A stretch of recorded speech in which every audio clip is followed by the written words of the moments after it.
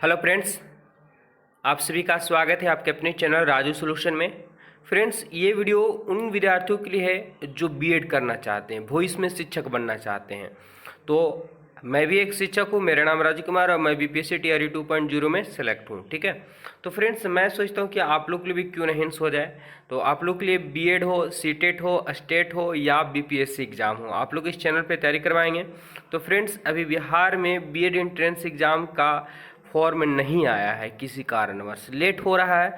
लेकिन आपको बता दें कि फॉर्म डेट तो आएगा ही आएगा और एग्ज़ाम भी 15 से 20 जून के बीच हो जाएगा। तो आपको समय नहीं मिल पाएगा, इसलिए हम आप लोगों को क्लास शुरू कर दिए इस चैनल पे। जितने भी विद्यार्थी हैं जो बीएड करना चाहते हैं, ठीक है, वो हमारे चैनल से जुड़ जाइए। इस चैनल पे जीके जीएस और आपको पैडागोजी, शिक्षण अभिक्षमता और रीजनिंग का क्लासेस पे मिलता रहेगा। साथ ही साथ बीएड में क्या क्या प्रोसेस होते हैं और एक बार में बीपीएससी कैसे क्रैक कर सकते हैं उसके बारे में जानकारी हमेशा हेल्प करते रहेंगे फ्रेंड्स। तो इस वीडियो में जो है टॉप 50 क्वेश्चन है, लेकिन इस वीडियो में 25 क्वेश्चन देखेंगे और आंसर भी लिख चुके हैं इस पीडीएफ में ही। ठीक है, और आप लोग को आंसर बताना, अगर आंसर पता है तो कॉमेंट बॉक्स में फटाफट से बताएंगे, नहीं पता है कोई बात नहीं, याद करते चलेंगे। ठीक है फ्रेंड्स, तो हमारे चैनल से जुड़ जाइए, अवश्य जुड़ जाइए अगर आप बीपीएससी टीचर बनना चाहते हैं तो। ठीक है, यहाँ पे एक से एक क्लास आप लोगों को देखने को मिल जाएगा। तो चलिए स्टार्ट करते हैं। पहला क्वेश्चन है कि भारत में कौन सी मिट्टी सर्वाधिक है? क्या अलविलियल मिट्टी है, काली मृदा है या लाल मृदा है या लेटेराइट मृदा है? तो यहाँ पे पूछा है फ्रेंड्स कि भारत में कौन सी, ठीक है, मिट्टी जो है सर्वाधिक है। मिट्टी तो सभी है भारत में, ठीक है, सभी सभी प्रकार के, लेकिन आपको पूछा है कि सर्वाधिक कौन सा है। तो बलुआई मिट्टी को ही अलविलियल मिट्टी भी कहा जाता है फ्रेंड्स, ये ठीक है। तो ये जो हो जाएगा आपके पास राइट आंसर ए हो जाएगा। आप लोग अगर ए आंसर बताएंगे तो बिल्कुल करेक्ट आंसर। आप लोग कमेंट कर करके आंसर बताते जाएंगे, आपको ये अनुभव होगा कि हाँ मुझे ये वाला का आंसर पता था। देखिए आंसर भी लिख चुके हैं फ्रेंड्स। चलिए अगला क्वेश्चन है, ठीक है, क्या है हीराकुंड जल विद्युत परियोजना किस नदी पर स्थित है? आप लोग को आंसर पता है तो कमेंट बॉक्स से मुझे आंसर बताने से पहले आप लोग बता दीजिए। ठीक है, क्या चंबल नदी पर है, गंडक नदी पर है, महानदी पर है या सोनभद्र नदी पर है? कहाँ पे फ्रेंड्स? तो हीराकुंड, और हीरा क्या है, बहुत महंगा होता है, महान होता है। ठीक है, ये है फ्रेंड्स महानदी पर। ठीक है, राइट आंसर क्या हो जाएगा? ऑप्शन नंबर जो है सी यहाँ पे बिल्कुल करेक्ट। अगर आप लोग सी बताएं तो बिल्कुल सही है। और अगला क्वेश्चन देखते हैं, अगला क्वेश्चन क्या दिया हुआ है। इसी टाइप के बीएड एंट्रेंस एग्जाम में पूछे जाते हैं और उसी टाइप के हम सवाल लेकर के आए, उसी टाइप के सवाल करवाएंगे फ्रेंड्स। निम्नलिखित में से मध्य प्रदेश का कौन सा शहर शिप्रा नदी के तट पर बसा हुआ है? सवाल है बेहद ही खास कि कौन सा ऐसा मध्य प्रदेश का शहर है जो शिप्रा नदी के तट पर बसा हुआ है? क्या इंदौर है, क्या उज्जैन है, क्या ग्वालियर है, क्या भोपाल है? क्या होगा राइट आंसर? चलिए बहुत अच्छे, जल्दी जल्दी बता सकते हैं। तो फ्रेंड्स ये जो है उज्जैन शहर जो है मध्य प्रदेश का शिप्रा शहर है ना, नदी तट के किनारे बसा हुआ। ऑप्शन ए, सॉरी बी है यहाँ पे। और अगला क्वेश्चन देखते हैं, मणिकर्ण गर्म जल स्रोत किस राज्य में स्थित है? बेहद ही खास क्वेश्चन है, चलिए आंसर बताने का प्रयास कीजिए। सवाल है कि मणिकर्ण गर्म जल स्रोत किस राज्य में स्थित है? क्या ये उत्तराखंड में है, क्या हिमाचल प्रदेश में है, क्या ये जम्मू कश्मीर में है या क्या गुजरात में है? बहुत अच्छे। चलिए तो राइट आंसर की अगर हम बात करें फ्रेंड्स तो मणिकर्ण गर्म जल जो स्रोत है वो हिमाचल प्रदेश में है। ऑप्शन बात करें तो बी बिल्कुल करेक्ट आंसर हो जाएगा। चलिए अगला क्वेश्चन बेहद ही टोटल खास क्वेश्चन, ये इसी टाइप के एग्जाम में देखने को मिलेंगे आप लोगों को। ठीक है, हरित क्रांति का पिता किसे कहा जाता है? और ये कई बार एग्जाम में पूछा जा चुका है। क्या सवाल है कि हरित क्रांति का पिता या जनक किसे कहा जाता है? क्या डॉक्टर स्वामीनाथन को कहा जाता है, क्या नॉर्मन बोरलॉग को कहा जाता है, या वधिश कुरियन को कहा जाता है, या उपरोक्त में से किसी को नहीं कहा जाता है? बेहद ही खास क्वेश्चन है। हरित क्रांति का जो पिता कहा जाता है फ्रेंड्स, ठीक है, ये कहा जाता है नॉर्मन बोरलॉग को कहा जाता है। और भारत में हरित क्रांति लाने का श्रेय जो है स्वामीनाथन को जाता है। ठीक है, लेकिन पिता किसे कहा जाता है? तो नॉर्मन बोरलॉग को कहा जाता है। ऑप्शन बी हो जाएगा। अगला क्वेश्चन क्या दिया हुआ है, ध्यान से समझिएगा कि क्षेत्रफल के मामले में निम्नलिखित में से कौन सा देश भारत का सबसे बड़ा नहीं है? सवाल का क्वेश्चन घुमा दिया आपसे। ठीक है, क्या पूछा कि क्षेत्रफल के मामले में निम्नलिखित में से कौन सा शहर जो है देश भारत से बड़ा नहीं है? भारत से बड़ा नहीं है, क्षेत्रफल की दृष्टि से बताना है क्या ऑस्ट्रेलिया है, ये ब्राज़ील है, कनाडा है या इंडोनेशिया है? तो फ्रेंड्स ये जो बात करें हम भारत से बड़ा नहीं है, तो इंडोनेशिया जो है वो क्षेत्रफल की दृष्टि से भारत से बड़ा नहीं है। ऑप्शन डी हो जाएगा। आगे बढ़ते हैं अगला क्वेश्चन की ओर, और आप लोग लास्ट में जरूर बताइएगा कि आपको 25 में से टोटल कितने सही हुए और कितने गलत हुए। ठीक है, देखिए सवाल है कि निम्नलिखित में से भारत में ही उत्पन्न होने वाली सबसे लंबी नदी कौन सी है? बेहद ही खास क्वेश्चन है कि भारत में ही उत्पन्न हुई और भारत की सबसे लंबी नदी कौन सी है? क्या ब्रह्मपुत्र है, गंगा है, यमुना है, गोदावरी है? क्या होगा राइट आंसर? इसी चारों में से एक आंसर होगा फ्रेंड्स। तो ये है गंगा। भारत की सबसे लंबी नदी गंगा है, जो गंगा भारत में ही उत्पन्न हुई है। ठीक है, ऑप्शन बी हो जाएगा राइट आंसर फ्रेंड्स। अगले क्वेश्चन की ओर बढ़ चुके हैं। अगला क्वेश्चन 8 नंबर है कि भारत के संविधान का 73वां संशोधन किससे संबंधित है? बेहद खास क्वेश्चन है कि 73वां संविधान संशोधन हुआ था वो किससे संबंधित है? क्या कस्बा से संबंधित है, नगर निगम से संबंधित है, पंचायती राज से संबंधित है या जिला पंचायत से संबंधित है?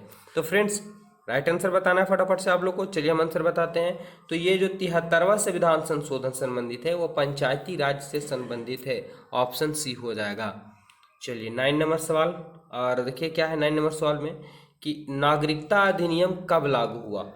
नागरिकता अधिनियम कब लागू हुआ? क्या 1950, 1955, 1969 या 1972 ईस्वी में?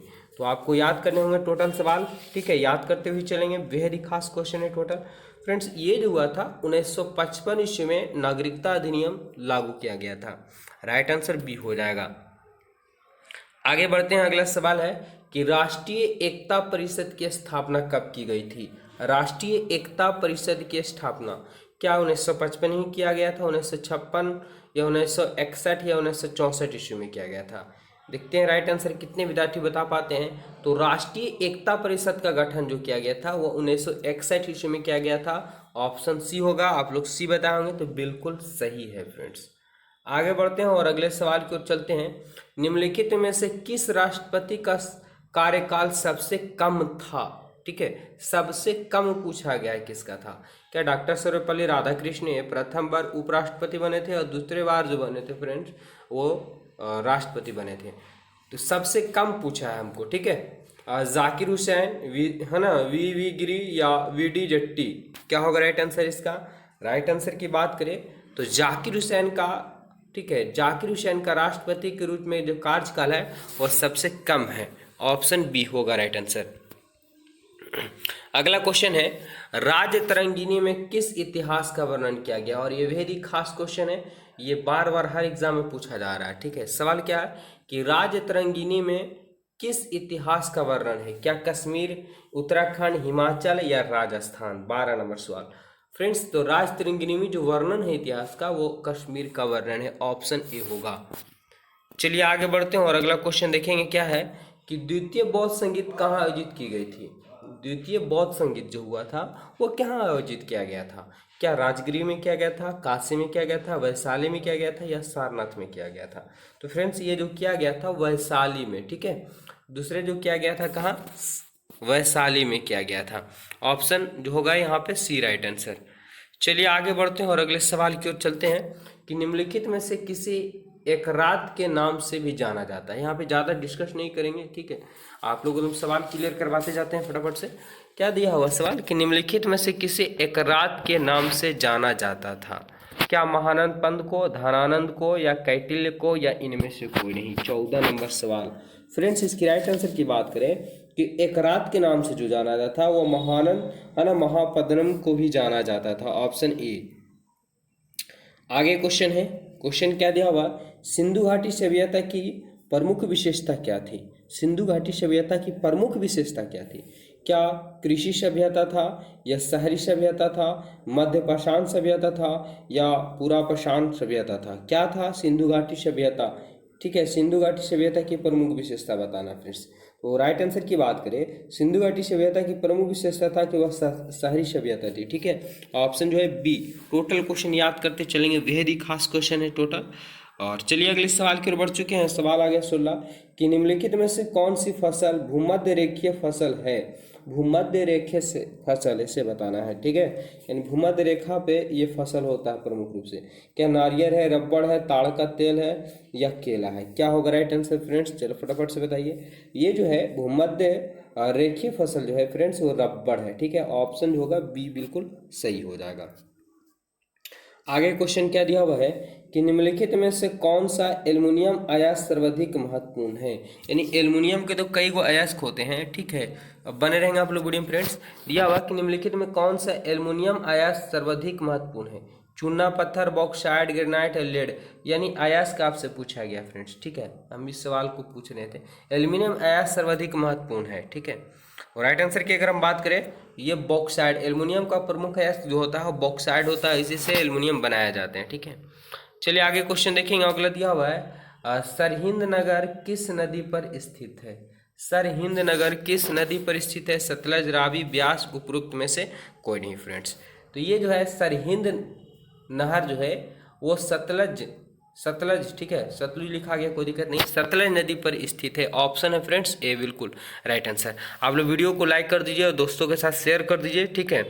और चैनल को जरूर सब्सक्राइब कर लीजिए। एवरीडे आप लोग क्लास चलेगा और आप लोग को लाइव क्लास शुरू कर देते हैं, आप लोग एक साथ जुड़ जाइए, ठीक है फ्रेंड्स। उपापचय क्या है? सवाल क्या है कि उपापचय क्या है? क्या जैव अणु का संश्लेषण है, जैव अणु का टूट जाना है, या जैव अणु का संश्लेषण और टूट जाना दोनों है, या जैव अणु का पुनरावर्तन है? क्या होगा? उपपचय। तो हम लोग में भी उपपचय की क्रिया होती है फ्रेंड्स, ठीक है। भोजन करते हैं तो ये क्रिया होती रहती है। तो जैव अणु का संश्लेषण भी होता है और टूट जाना भी होता है। ऑप्शन सी होगा राइट आंसर।